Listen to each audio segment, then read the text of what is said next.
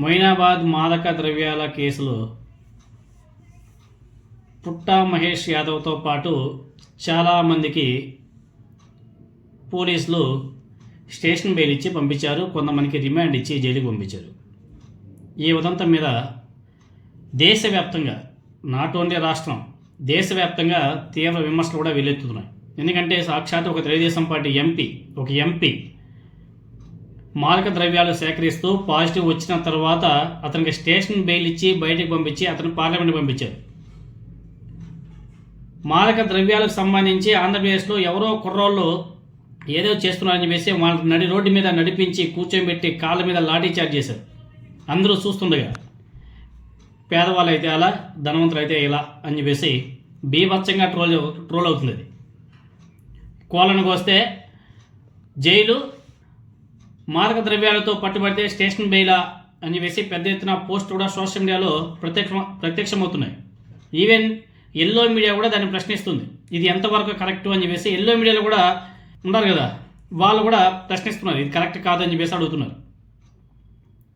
నిజానికి అది తెలంగాణలో జరిగింది కాబట్టి తెలంగాణ సీఎం రేవంత్ రెడ్డి గారి ప్రభుత్వం మాదక ద్రవ్యాల కట్టడి మీద కఠినంగా వ్యవహరించాలి అని చెప్పేసి మాట్లాడుతూ ఉంటాడు తప్ప, కానీ చేతల్లో ఏమి కనిపించట్లేదు.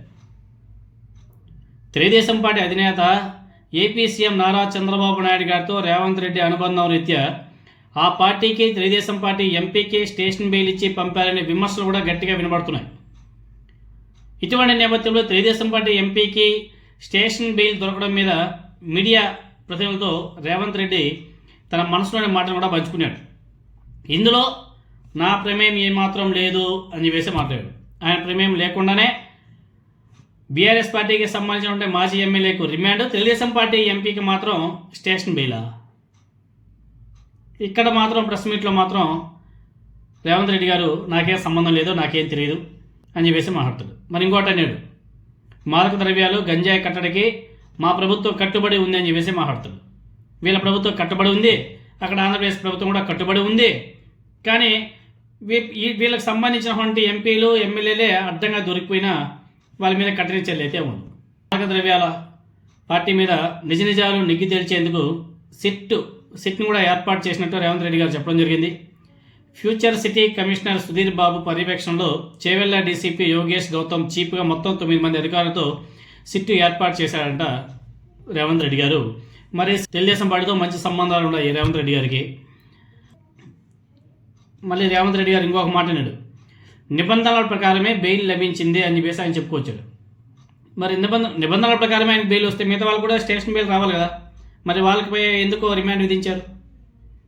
ఇక్కడ బీఆర్ఎస్ పార్టీకి సంబంధించిన మాజీ ఎమ్మెల్యే రోహిత్ రెడ్డికి మాత్రం రిమాండ్ విధించారు, మిగతా వాళ్ళందరూ కూడా బయటకు వచ్చారు.